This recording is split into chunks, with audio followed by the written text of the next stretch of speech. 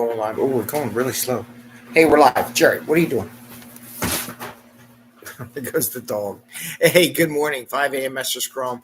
Hope you're doing well on today is a rainy day, and I don't know what Jerry's up to. Jerry's here, Bubbles here. I'm waiting for a dog-cat fight here to go off in about a mini second here.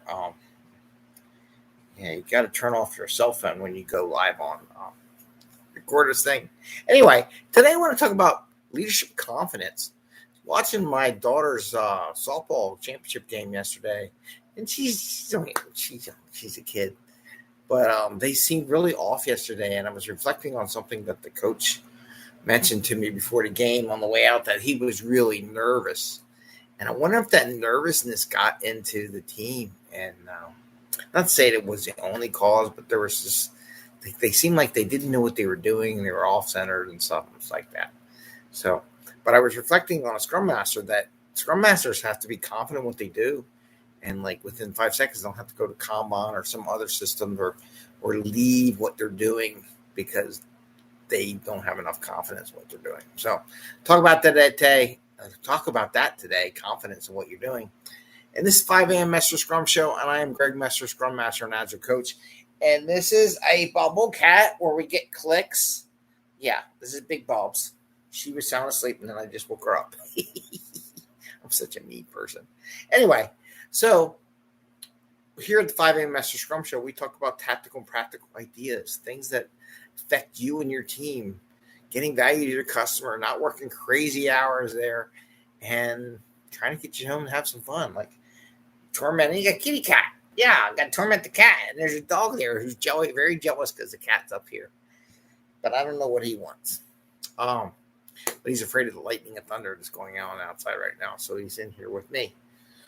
So confidence in what you're doing as a Scrum Master and as an Agile coach, as a person, as a leader, can have repercussions on the team.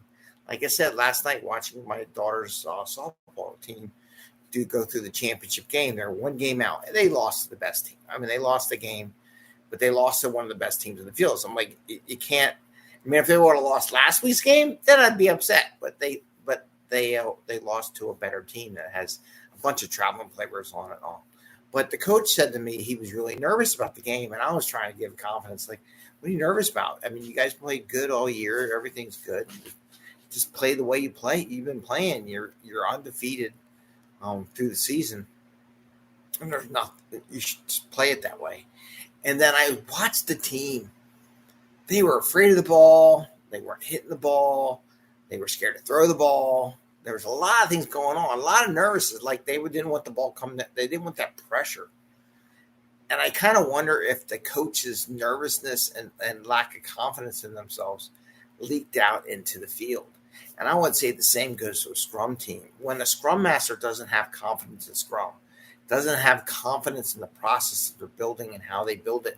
Now, you're going to learn and change as you go, but you got to have confidence in that improvement process, why we're doing what we're doing, understanding, and have that backlog. Well, we've done this before. It's not a big change. It's not something big. It's not something new. And what I see sometimes in some Scrum Masters is they lack that confidence. Even Agile coaches, even managers.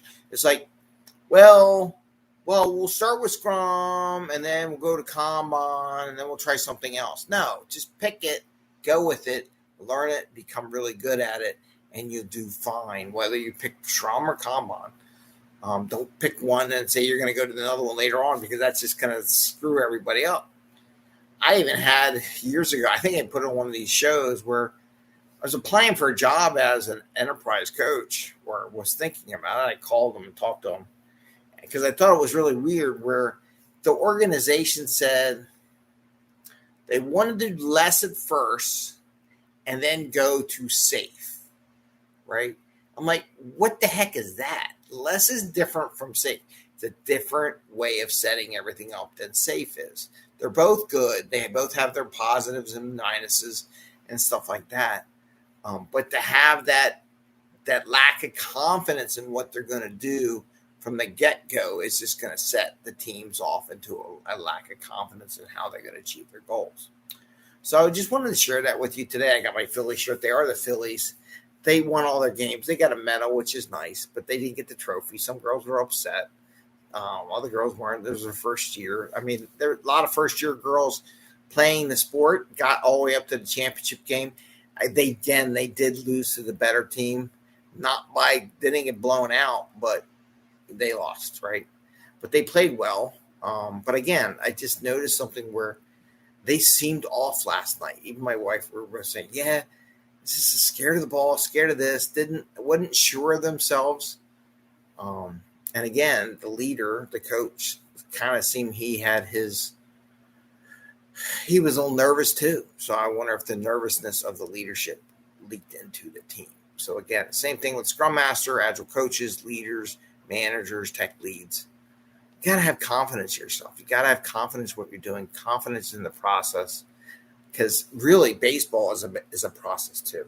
You got batting and hitting, fielding, catching, and it's the basics. And once you do the basics right, everything else flows.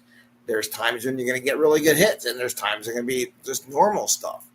But when you're in a good flow, it'll happen. And the same thing goes with Scrum. You want to have the basic Scrum stuff. Just do it the way it is. Have confidence. Then that will provide information and what you need.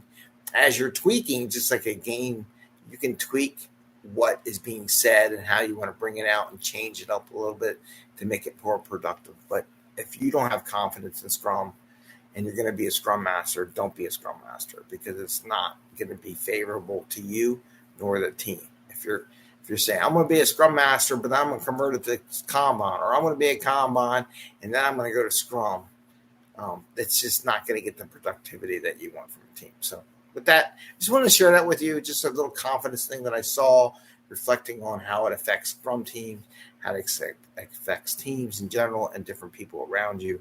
Have a little confidence in what you do. All right, with that, I say happy Scrumming. Have a great day. And we'll see you tomorrow. Bubbles, do you need to show your face again? No, she's like, oh, you're taking a bath. All right. Take care, everyone. And see you next time. Bye. Fortune Cookie Friday is tomorrow. This should be good. See ya.